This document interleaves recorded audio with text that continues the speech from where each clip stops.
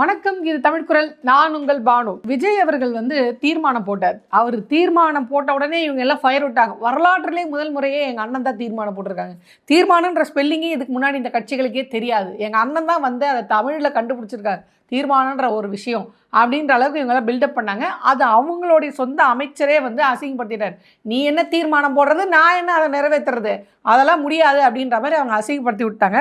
இப்போ இதை பார்த்து கொந்தளித்து போன உயர்நீதிமன்றம் என்ன பண்ணியிருக்காங்கன்னா, நீ மட்டும் தான் அசிங்கப்படுத்துவியா உங்கள் அண்ணனை, நாங்களும் அசிங்கப்படுத்துவோம் எங்கள் பங்குக்கு, நீ தீர்மானம் போட்டால் அதை நாங்கள் கேட்கணுமா அப்படின்ற மாதிரி இன்றைக்கி உயர்நீதிமன்றம் ஒரு வேலையை செஞ்சு அந்த வேலையை சுற்றறிக்கையாக வெளியே அனுப்பிச்சிருக்காங்க. ஸோ இதை விஜய் அவர்கள் எப்படி ஃபேஸ் பண்ண போகிறாரு? ஏன்பா, நான் ஒரு முதலமைச்சர், நான் ஒரு தீர்மானம் போட்டிருக்கேன், அதை நீங்கள் கேட்க மாட்டீங்களா? அப்படி என்னப்பா உங்களுக்கெல்லாம் ஈகோ பிரச்சனை அப்படின்ற மாதிரி இதை எப்படி பஞ்சாயத்து பண்ணி முடிக்க போகிறாரு? அப்படி என்ன உத்தரவு ஹைகோர்ட் போட்டிருக்கு. ஸோ அப்படி பார்த்தா ஒரு தமிழக அரசு கொண்டு வரக்கூடிய ஒரு தீர்மானத்தை நிறைவேற்றுற மாதிரியான செய்கைகளை நாங்கள் ஈடுபட மாட்டோம் அப்படின்றாங்களே. இதாவது இதுக்கு முன்னாடி வரைக்கும் நீதிமன்றங்களில் அந்த வேலையை செய்யவே இல்லை அப்படின்னா ஓகே, அவங்க வழக்கமாக அதை செய்ய மாட்டாங்கப்பா.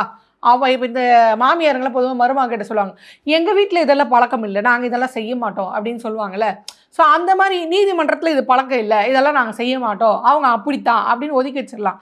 ஆனால் இந்த தீர்மானம் வர்றதுக்கு முந்தின நாள் வரைக்கும் நீங்கள் இதெல்லாம் செஞ்சுட்டு தீர்மானம் வந்த பிறகு இல்லை இதை நாங்கள் செய்ய மாட்டோம், நாங்கள் இப்படி தான் செய்வோம் அப்படின்னு ஒரு விஷயத்தை நீங்கள் கொண்டு வந்து நிறுத்துறீங்கன்னா, இது யார் சொல்லி நீங்கள் செய்கிறீங்க?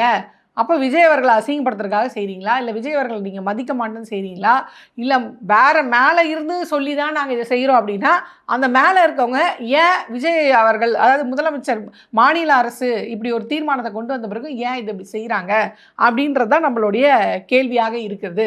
அப்படி என்ன விஷயத்த இந்த உயர்நீதிமன்றம் ஒரு சர்க்குலராக வெளியே அனுப்பிச்சிருக்காங்க அப்படின்னு பார்த்தீங்கன்னா, வேறு ஒன்றும் இல்லை. என்னைக்கு இவர் தமிழ்நாட்டுக்கு சிஎம்மாக வந்தாரோ அன்னிலேருந்து தமிழ்த்தாய் வாழ்த்துக்கு தான் மிகப்பெரிய பிரச்சனையாக இருக்குது. அவர் சிஎம்மாக பொறுப்பேற்றுக்கிட்ட அந்த நிகழ்ச்சியிலேருந்தே அது தொடங்குச்சு. அன்னைக்கு கூட பள்ளி கல்வித்துறை அமைச்சர் ராஜமோகன் நான் கத்துனேன், கதறினேன், கிழிச்சியெல்லாம் போட்டேன், எதை அவங்க குடிச்சு நிகழ்ச்சி நிரலை கிழிச்சியெல்லாம் போட்டேன், தமிழ்த்தாய் வாழ்த்துக்கு முதலிடம் இல்லையா, இருந்தாலும் இது ஆளுநருடைய நிகழ்ச்சி அப்படின்றனால அதை மனசு பொருந்திக்கிட்டு நான் இதை ஏற்றுக்கிட்டு அந்த நிகழ்ச்சி நடத்தினேன். இப்போ நாங்கள் ராஜ்மோகன் அவர்கள் ஒரு அட்வைஸ் என்னென்னா, இந்த மாதிரி ஏதாவது கொடுத்தாங்கன்னா தயவுசெய்து நீங்கள் ஒரு அமைச்சர் ஏதோ ஸ்கூல் புள்ள மார்க் ஷீட்டை கிழிச்சு போட்டேன் அப்படின்ற மாதிரி சொல்லாமல் நீங்கள் என்ன பண்ணணும்னா, ஒரு அமைச்சருக்குடைய பொறுப்பாக உங்களுக்கு தெரியலனாலும் தெரிஞ்சுக்கிட்ட கேட்டு தெரிஞ்சு அந்த விஷயத்த பண்ணியிருக்கணும். ஏன்னா இன்றைக்கி இன்னும் உண்மை வெளியாகிருக்கு அப்படின்னு பார்த்தீங்கன்னா, கோர்ட்டில் மத்திய அரசு சார்பாக இருக்கக்கூடிய வழக்கறிஞர் சொல்கிறாரு, அந்த சுற்றறிக்கையை நல்லா படித்து பார்த்தீங்கன்னா தெரியும், எந்த இடத்துலையுமே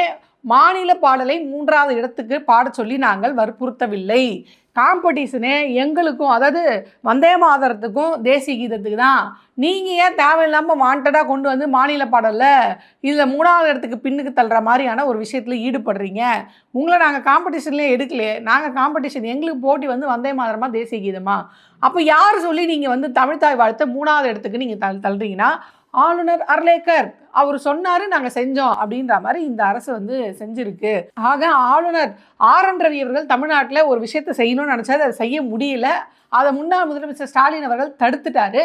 இன்றைக்கி இருக்கிற இந்த அரசை ஈஸியாக ஏமாற்றிடலாம், கொஞ்சம் நம்ம பசங்க பயந்தவங்க தான், நம்மளுக்கு நம்ம என்ன சொன்னாலும் கேட்டுப்பா அப்படின்ற தைரியத்தில் ஆளுநர் அவர்கள் 1க்கு 3 முறை, அதுவும் குறிப்பாக இந்த தமிழ்த்தாய் வாழ்த்தை இயற்றிய மனோன்மணி சுந்தரனார் பல்கலைக்கழகம் அந்த பேர் இருக்க அந்த பல்கலைக்கழகத்தில் ஆளுநர் அவர்கள் ப்ரெசன்ஸ் இருக்குன்ற ஒரே காரணத்துக்காக இந்த வாழ்த்து பாடப்பட்டிருக்கு 3வது இடத்துல. இப்போ என் கேள்வி என்னென்னா, அந்த துணைவேந்தருக்கு யார் இப்படிப்பட்ட ஒரு ஆர்டர் போட்டாங்க, தமிழ்த்தாய் வாழ்த்தை 3வது பாடுங்க, வந்தே மாதரம் தேசிய கீதம் அப்புறம் தமிழ்த்தாய் வாழ்த்து பாடப்படணும் அப்படின்னு யார் போட்டாங்க? ஆளுநரே போட்டிருந்தாலும் அதை துணைவேந்தர் எப்படி எடுத்துக்கலாம்? இல்லைங்க, இது பழக்கம் கிடையாது, பல்கலைக்கழகங்கள், பள்ளிகள், தமிழ்நாடு அரசு சார்ந்த பொது நிகழ்ச்சிகளில் 3வது இடத்துக்கு பாடக்கூடாது அப்படின்னு அவர் சொல்லியிருக்கணும். அப்படி அவர் சொல்லி இவர் கேட்டிருந்தாலும் நம்மளுடைய முதல்வர் விஜய் அவர்கள் என்ன பண்ணியிருக்கணும், கண்டனம் தெரிவிச்சிருக்கணும். அது யார் சொல்லி உங்களுக்கு இந்த அதிகாரம் வந்துச்சு? கடந்த ஆட்சியில் கேட்டாங்களே, ஆளுநருக்கு இந்த அதிகாரம் எங்கே வந்தது, மசோதாவை கையெழுத்து போடாமல் கிடப்பில் போட்டு வச்சுருக்கீங்க அப்படின்னு அந்த மாதிரி உண்மையிலே இந்த முதலமைச்சர் கேட்டிருக்கணும். ஆனால் மாறாக அவர் அப்படி கேட்கல. குறைஞ்சபட்சம் கண்டனமாக தெரிவிச்சிடணும். எனக்கு தமிழ்த்தாய் வாழ்த்து மேலே அக்கறை அப்படின்றவர் அங்கே மனோன்மணி சுந்தரனார் பல்கலைக்கழகத்தில் பாடப்படும் போது வாய் திறக்கல. அப்படி தமிழ்த்தாய் வாழ்த்து மேலே அக்கறை இருக்குன்னா சட்டமன்றத்தை கூட்டணும். முதல் நாளே நீங்கள் தமிழ்த்தாய் வாழ்த்துக்கு முக்கியத்துவம் கொடுத்துருக்கணும். ஆனால் எதிர்க்கட்சி தலைவர் காவேரி பிரச்சனைக்காக அனைத்து கட்சி கூட்டத்தில் உங்களுக்கு என்ன பயன் கேட்டு அடுத்த நாள் நீங்கள் டீலிமிட்டேஷனுக்கு எம்பிக்கள் கூட்டம் கூட்டி அதுக்கு ஆள் வரல. அந்த அசிங்கத்தை மறைக்கிறதுக்கு தமிழ்த்தாய் வாழ்த்தை பேரிகேடாக யூஸ் பண்ணுறதுக்கு நீங்கள் போட்டீங்க. ஆனால் அதையும் அவங்க அமைச்சர் மதிக்கலை.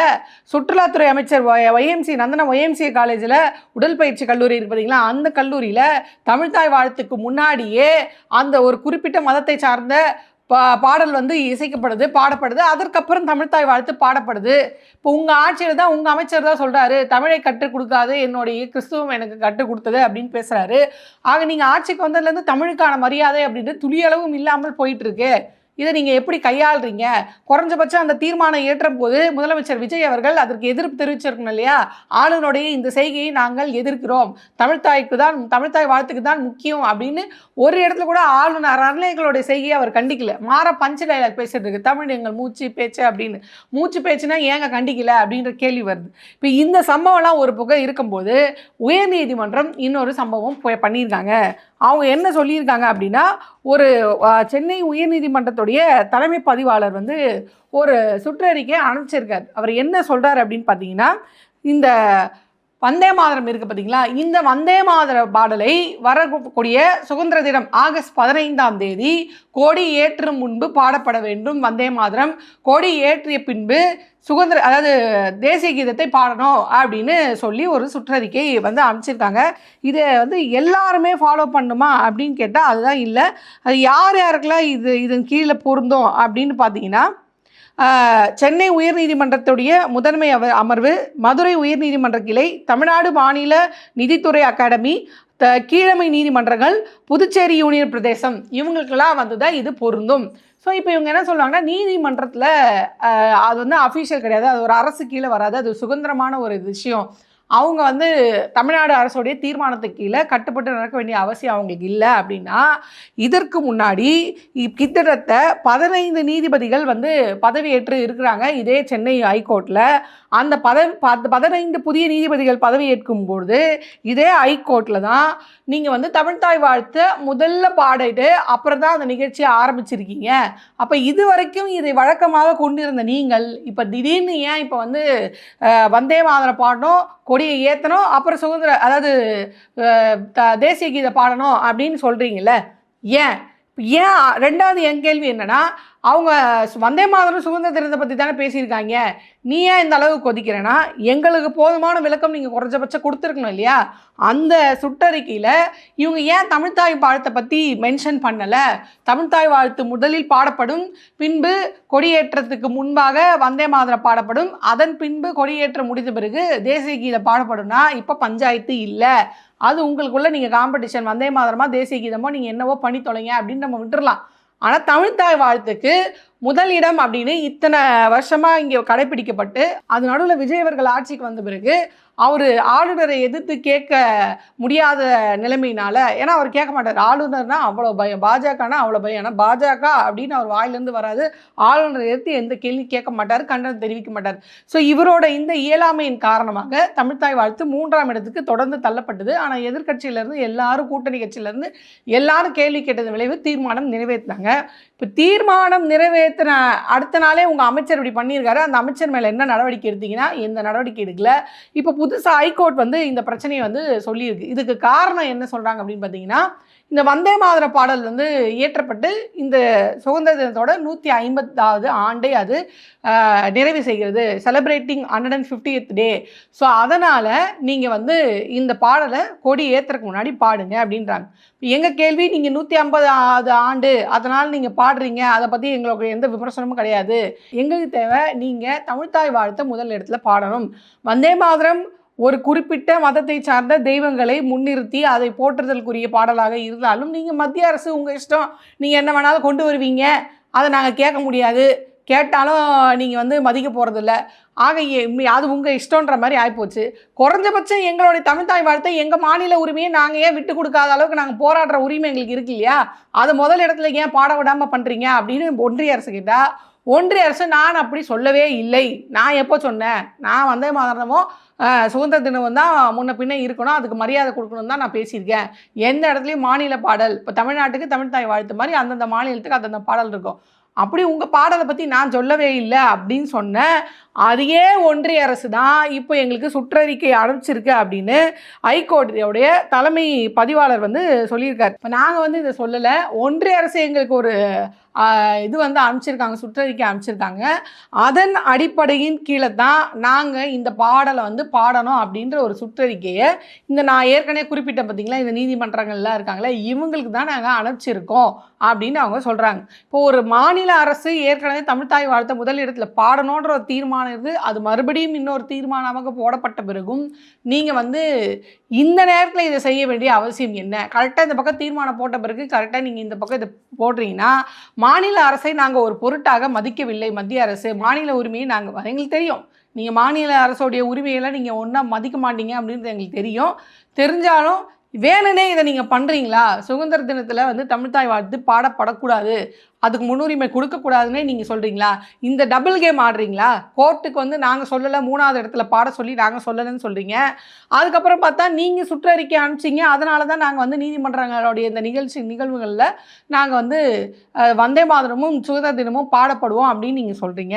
குறைஞ்சபட்சம் நீங்கள் அந்த சுற்றறிக்கையில் தமிழ்தாய் வாழ்த்து முதல் இடம் அப்படின்றத மென்ஷன் பண்ணியிருந்தா இவ்வளோ பஞ்சாயத்து இல்லை. ஸோ இன்றைக்கி காலையிலேருந்து இதுதான் ஒரே சர்ச்சையாக ஓடிட்டுருக்கு. ஸோ ஆகஸ்ட் 15 தமிழக அரசு ஏற்கனவே போட்டிருந்த தீர்மானத்தின்படி இந்த நிகழ்ச்சிகளில் முதல்ல தமிழ்தாய் வாழ்த்து பாடப்பட்டு நிகழ்ச்சி தொடங்கி பின்பு இந்த வந்தே மாதரமும் தேசிய கீதமும் பாடப்படுமா, அல்லது அது ஒட்டுமொத்தமாக தவிர்க்கப்பட்டு இந்த 2 மட்டும் பாடப்படுமா அப்படின்றத கேள்வி. ஏன்னா அந்த சுற்றறிக்கையில் தமிழ்தாய் வாழ்த்தை பற்றி அவங்க எந்த குறிப்பீடுமே பேசலை, சொல்லலை, மென்ஷனே பண்ணலை. அவங்க முதல்ல பாடுறோமா, கடைசியில் 3வது இடத்துல பாடுறோமா, இல்லை பாடவே மாட்டோமா அப்படின்ற மாதிரி எந்த தகவலும் சொல்லாமல் இருப்பது திட்டமிட்டே அதை வந்து அந்த மாநில உரிமையை அசிங்கப்படுத்துகிற மாதிரி, தமிழ்தாய் வாழ்த்தை ஒரு பொருட்டாகவே நாங்கள் மதிக்கலை அப்படின்ற மாதிரி இருக்கா அப்படின்ற மாதிரி தான் நம்ம கேள்வியாக இருக்குது. ஸோ இதை விஜய் அவர்கள் வந்து எப்படி எடுத்துக்க போகிறாரு? இந்த பக்கம் தீர்மானம் போடப்பட்ட அடுத்த நாளே அவங்க அமைச்சர் இது பண்ணுறாங்க. இப்போ அடுத்த கட்டமாக உயர்நீதிமன்றம் இப்படி ஒரு சுற்றறிக்கை அனுப்பிச்சிருக்கு. ஸோ இதை எதை குறிக்குது? இது மாநில உரிமையை தொடர்ந்து பின்னுக்கு தள்ளுற மாதிரி தான் இருக்குது. இதை விஜய் அவர்கள் எப்படி இது பண்ண போகிறாரு, ஃபேஸ் பண்ண போகிறாரு, அதை எப்படி சரி கட்ட போகிறாரு அப்படின்றத நம்ம பொறுத்து இருந்து தான் பார்க்கணும்.